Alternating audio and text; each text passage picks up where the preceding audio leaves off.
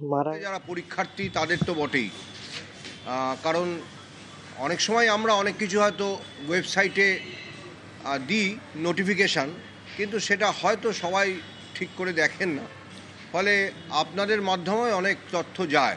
কারণ আপনাদের আমি অনুরোধ করেছিলাম আগেও যে 10টার সময় যে উপস্থিতি বাধ্যতামূলক, এই ব্যাপারটা জানিয়ে দিতে। এবং আমি কৃতজ্ঞ যে অনেক চ্যানেল তারা স্ক্রোল আকারে সেটা দিয়েছে। আমি জানি না এখনও চলছে কি না। এটা অনুরোধ করব যে আপনারা এটা চালিয়ে যাবেন, যে স্ক্রোল আকারে একদম আজকে রাত অবধি বা কালকে অবধি।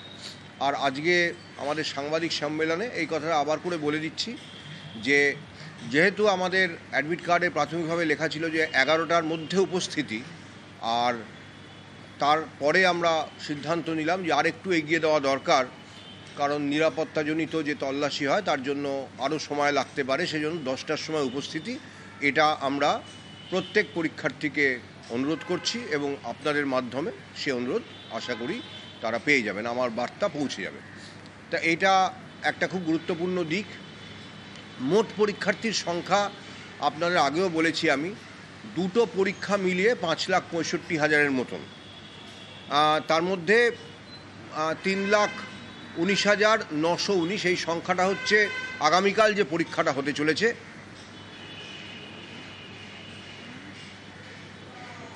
এটা আগামীকাল যে পরীক্ষাটা হতে চলেছে, আর যেটা 14 তারিখ হতে চলেছে, অর্থাৎ 11-12 একাদশ দ্বাদশ শ্রেণীর জন্য, সেটাতে 2,46,500 মতন, 2,46,000 কিছুটা বেশি, অর্থাৎ দুটো মিলিয়ে মানে 5,65,000-এর বেশি, প্রায় 66,000-ই হয়ে যাচ্ছে।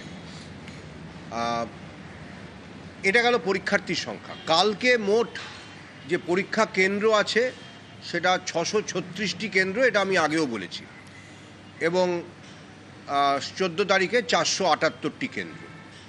এটা আপনারা অনেকে হয়তো সেটা কাগজে লিখেছেন বা আপনাদের বৈদ্যুতিন মাধ্যমে আপনারা দেখিয়েছেন। এটা গেল পরীক্ষা কেন্দ্র।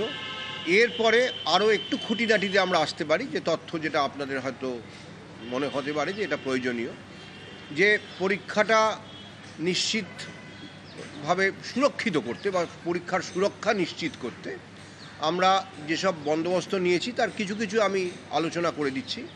সেটা হচ্ছে যে ওই যে প্রথমেই বললাম, যেটা 10টার সময়, অর্থাৎ একটা প্রাথমিক তল্লাশি করেই ভেতরে তারা প্রবেশ করতে পারবেন পরীক্ষার্থীরা, এবং সেটা কোনো রকম মানে প্রত্যেকে যেটা নিয়ে যেতে পারবেন সেটা হচ্ছে একটি স্বচ্ছ পেন।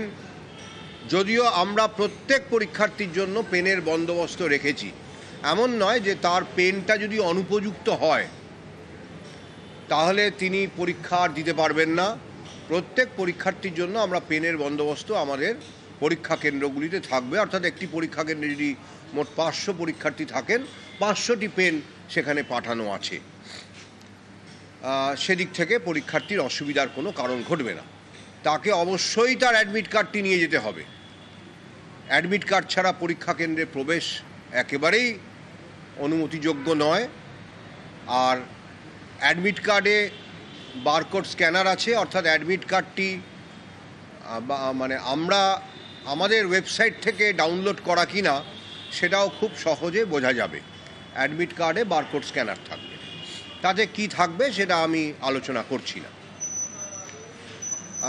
এবং এই যে মোবাইল ফোন ছাড়া অন্যান্য কোনো কিছু, ঘড়ি, কোনো রকমের ঘড়ি, জলের বোতল, স্বচ্ছ একদম জলের বোতল হতে পারে, কিন্তু তাছাড়া অন্য কোনো কিছু কাগজপত্র, তার শুধু নিজের ফটো আইডি কার্ড ছাড়া কোনো কিছু সে নিয়ে যেতে পারবে না।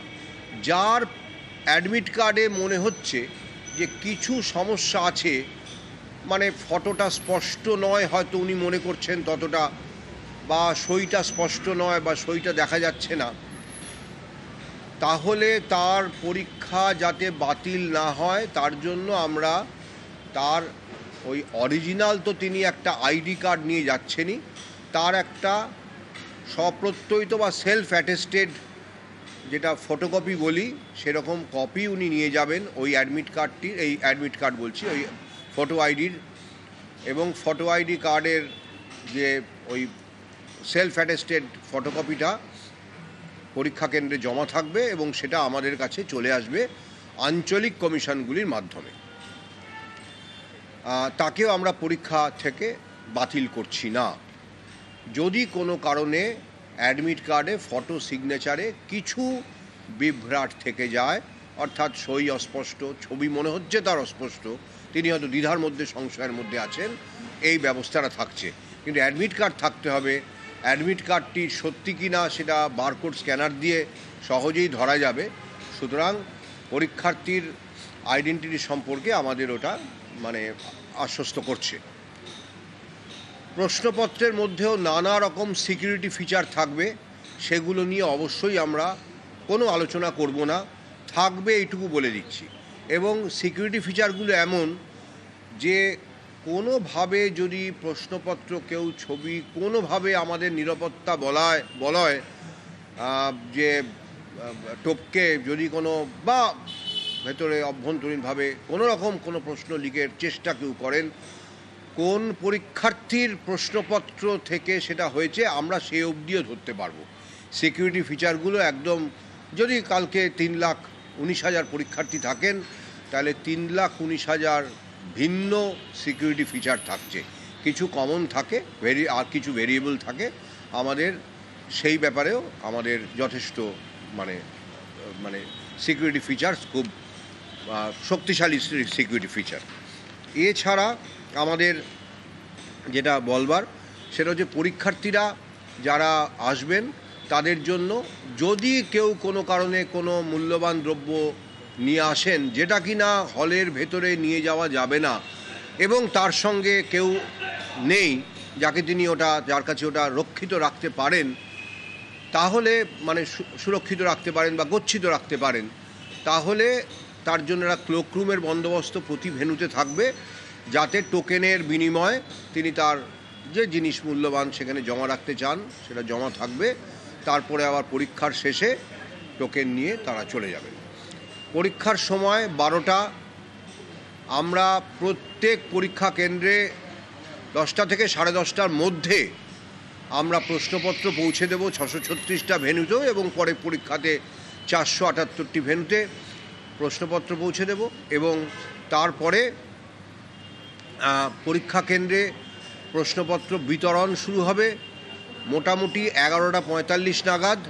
তারপরে ওরা শুধুমাত্র নিজেরা ওই নিজেদের যে রোল নাম্বার বা অন্যান্য যেটা পরিচিতি, যেটা ওএমআর উত্তরপত্রে লিখতে হয় সেটা তারা লিখবেন, কিন্তু কোনো মতেই প্রশ্ন দেখতে পারবেন না, কেন সেটাও সিল করা থাকবে। প্রত্যেক উত্তরপত্র এবং প্রশ্নপত্র প্রশ্ন যেটা পুস্তিকা সেটা একটি প্যাকেটের মধ্যে থাকবে, তার হাতে একটি প্যাকেট যাবে, সিল প্যাকেট। সেটি খুলে তিনি দুটি জিনিস বের করবেন, একটি প্রশ্ন পুস্তিকা এবং একটি ওএমআর উত্তরপত্র। প্রশ্ন পুস্তিকাটি তখনও সিল করাই থাকবে। তিনি শুধু প্রথম পাতায় যেখানে যেখানে তার রোল নাম্বার লিখতে হয় উনি ওটা বাড়ি নিয়েই চলে যাবেন, যেটুকু লেখবার লিখবেন, এবং অবশ্যই উত্তরপত্রটি ঠিক মতন পূরণ করবেন শূন্যস্থানগুলো। বিশেষ করে আমরা বলেই রাখছি যে 1 থেকে 5 এটা অত্যন্ত গুরুত্বপূর্ণ।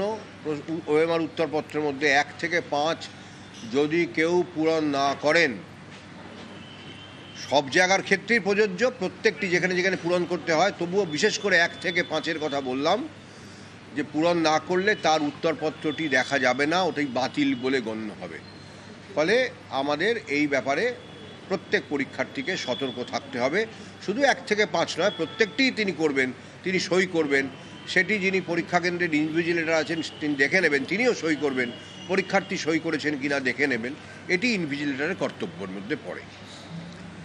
আর যেটা বললাম যে প্রশ্নপত্রের মধ্যে বা উত্তরপত্রের মধ্যে এমন সিকিউরিটি ফিচার থাকবে, বা প্রশ্নপত্রের মধ্যেও এমন সিকিউরিটি ফিচার থাকবে, যদি কেউ প্রশ্নপত্র যদি কেউ কোনো রকম কোনোভাবে কপি করবার চেষ্টা করেন, তাহলে সেটি কে করেছেন সেটিও আমরা কিছুক্ষণের মধ্যেই জানতে পারবো।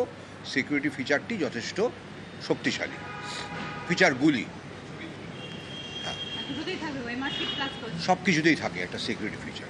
ওএমআর শিটে তিনি ফিল আপই করছেন এই আর কি। আর ওএমআর শিট ফিল আপ করার আগে তো তার কোনো ইয়ে থাকে না।